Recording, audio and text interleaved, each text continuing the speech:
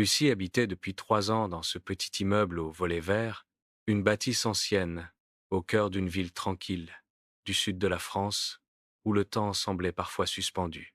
Elle y avait trouvé refuge après une rupture difficile, espérant y reconstruire sa vie, loin du tumulte parisien. Tout y était paisible, sauf une chose, son voisin d'en face, Adrien. Dès le premier jour, quelque chose en lui l'avait agacé. Son air sûr de lui, sa manière de garer sa voiture devant son portail, sa voix un peu trop forte quand il téléphonait sur son balcon, tout, absolument tout, semblait conçu pour la contrarier. Lui, de son côté, la trouvait hautaine, trop discrète, trop parfaite, dans sa façon d'ignorer les salutations polies du matin. Ils avaient commencé par de simples maladresses, une remarque sur le bruit, une plainte sur une haie trop haute, puis, très vite, la tension était devenue quotidienne. Chaque regard échangé ressemblait à un défi silencieux. Elle claquait sa porte quand il passait. Il tondait sa pelouse à 7 heures du matin un dimanche. Les voisins, amusés, parlaient déjà du couple qui s'engueule sans s'aimer. Pourtant, derrière cette irritation constante, il y avait autre chose, une curiosité qu'aucun d'eux ne voulait admettre. Adrien, la trentaine, travaillait comme architecte, souvent enfermé dans son bureau improvisé, les cheveux en bataille et les yeux cernés. Lucie, elle, était prof de littérature. Ses journées se passaient entre ses élèves, ses livres et sa terrasse fleurie où elle aimait lire le soir. C'est là que tout a commencé à changer. Un soir d'avril, le vent s'est levé soudainement, emportant les feuilles de ses carnets de notes jusque dans le jardin d'Adrien. En descendant pour les récupérer, elle l'avait trouvé accroupi, une feuille à la main. Il lisait. Et quand elle s'était approchée pour la lui arracher, il avait levé les yeux, surpris, presque amusé. « C'est de vous ?» avait-il demandé. « Ça dépend, vous avez lu quoi ?» avait-elle répliqué, sèchement. Il avait souri, ce sourire qui, jusque-là, ne lui inspirait que du mépris, des mots très beaux, pour quelqu'un qui passe son temps à me fusiller du regard. Elle avait voulu lui répondre, mais rien n'était venu. Ce soir-là, elle avait senti un trouble étrange, comme si une fissure venait de s'ouvrir dans le mur qu'ils avaient bâti entre eux. Les jours suivants, leurs échanges avaient changé de ton. Ce n'était plus seulement des piques, c'étaient des phrases qui cherchaient à prolonger la conversation, à provoquer l'autre pour continuer à parler. « Votre chat rôde encore sur ma terrasse. C'est parce qu'il cherche un peu de chaleur, chose rare chez certains voisins. Touchez-moi encore avec cette ironie, et je vous rends votre plante fanée. » Elle n'est pas fanée, elle a juste trop écouté vos insultes. Peu à peu, cette guerre verbale était devenue leur rituel, leur manière de se parler sans l'admettre. Puis vint l'été. Dans le sud, les soirées s'étiraient comme des promesses, et la chaleur faisait tomber les masques.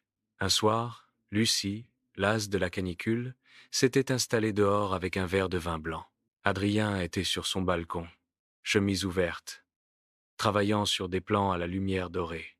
Elle l'observait sans s'en rendre compte. Il leva la tête, croisa son regard.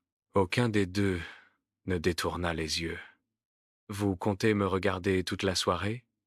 lança-t-il avec un sourire. « Seulement si vous continuez à transpirer sur vos dessins, répondit-elle du tac au tac. Il éclata de rire. Ce fut la première fois qu'elle l'entendit rire pour de vrai, sans sarcasme.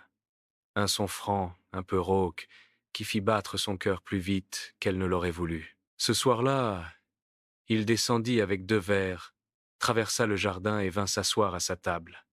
Elle ne protesta pas. Ils parlèrent jusqu'à tard dans la nuit de tout, de rien, des raisons de leur solitude, de leurs échecs, de leurs rêves d'ailleurs. À mesure que les heures passaient, les barrières tombaient. Lucie découvrait un homme drôle, sensible, passionné d'architecture mais terriblement maladroit en amour. Adrien, lui, découvrait une femme vive, fière, mais blessée, qui utilisait la colère pour cacher sa peur d'être encore déçue. Les jours suivants, quelque chose avait définitivement changé.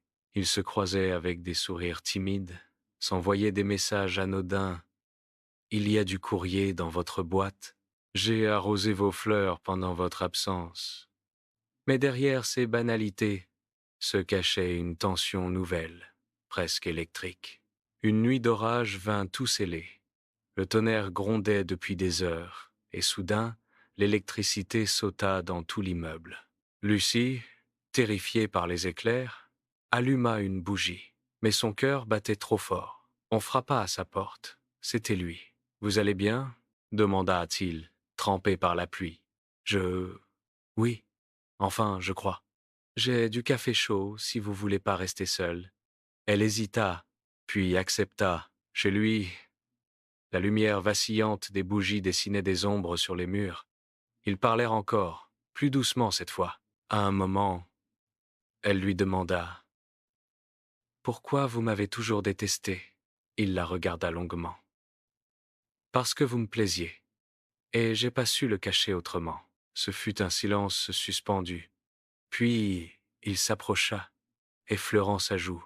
Le premier baiser arriva comme une évidence, ni brutal ni prévu, juste la fin logique de tous ces mois à se repousser. Leurs lèvres se cherchèrent, se trouvèrent, et soudain, la pluie dehors sembla s'effacer. À partir de ce soir-là, tout devint plus compliqué et plus beau. Leur relation resta secrète au début, comme un pacte silencieux. Ils se retrouvaient tard, après le travail, à l'abri des regards, sous la véranda, ou dans le jardin quand la nuit les protégeait. Ils apprirent à se connaître autrement. Ses colères à elle devinrent des rires, ses maladresses à lui des caresses. Pourtant, la peur restait là, la peur de tout gâcher, de redevenir ces ennemis qu'ils avaient été. Lucie doutait parfois. Et si tout ça n'était qu'une trêve, il répondait. Alors, je veux qu'elle dure toute une vie. Mais la vie réelle n'aime pas les contes. Un jour, leur secret fut découvert. Une voisine, toujours curieuse, les vit s'embrasser dans le jardin. Très vite, les rumeurs circulèrent. Vous avez vu? Les deux qui se détestaient, maintenant ils s'aiment. Certains trouvaient ça attendrissant, d'autres hypocrites. Lucie en souffrait. Elle n'aimait pas être exposée. Adrien, lui, assumait. Il l'a pris par la main au marché un dimanche matin, devant tout le monde. Qu'ils parlent, si ça leur plaît. Moi, je sais ce que je veux. Et pour la première fois, elle sourit sans crainte. Les mois passèrent. Ils aménagèrent ensemble, dans un grand appartement, au bord de la rivière. Leur amour n'était pas parfait, il restait des disputes, des éclats de voix, des silences. Mais c'était un amour vrai, forgé dans la lutte. Un jour, elle lui dit « Tu te rends compte? Si je n'avais pas perdu mes feuilles ce jour-là ?» Il rit. « Tu aurais trouvé un autre prétexte pour venir me détester. Peu, être, ou pour t'aimer. » Ce fut la dernière fois qu'ils évoquèrent le passé avec rancune. Le reste de leur vie, ils le construisirent comme un roman avec des chapitres doux, d'autres orageux, mais toujours ensemble. Des années plus tard, un soir d'automne, Lucie sortit sur leur balcon, un livre à la main. Adrien était à l'intérieur, dessinant encore. Elle le regarda, se souvenant de ce premier regard échangé, de tout ce qu'ils avaient traversé. Elle murmura pour elle-même « On se détestait, et pourtant, c'était déjà de l'amour. » Il leva les yeux, comme s'il l'avait entendu, et lui répondit « Je le savais, moi, depuis le premier jour. » Et quelque part, dans le silence tendre de la nuit, on aurait juré entendre le vent tourner une dernière page. Les années avaient filé sans qu'ils s'en aperçoivent, comme si le temps s'était mis à glisser plus vite autour d'eux, pressés de voir où leur amour les mènerait. Lucie et Adrien n'étaient plus ces voisins querelleurs qu'ils avaient été autrefois. Ils étaient devenus ces âmes complices qu'on envie, sans comprendre comment elles se sont trouvées. Chaque ride sur leur visage racontait un souvenir. Chaque silence entre eux était plein de tendresse. Leur maison, qu'ils avaient bâtie ensemble, respirait la paix et l'odeur du café chaud le matin. Certains jours, ils repensaient à ce premier baiser sous la pluie, à la peur du jugement, à la maladresse des débuts. D'autres fois, ils riaient de leurs anciennes disputes absurdes, comme de vieux enfants réconciliés.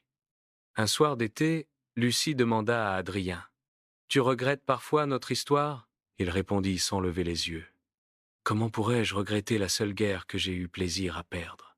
Elle sourit, posant sa main sur la sienne. Autour d'eux, la lumière du couchant baignait le jardin où tout avait commencé. Les fleurs, la terrasse, la vieille haie, Tout semblait figé dans un éternel présent. Et tandis que le vent faisait doucement danser les feuilles, Lucie comprit que l'amour n'était pas toujours un feu qui brûle.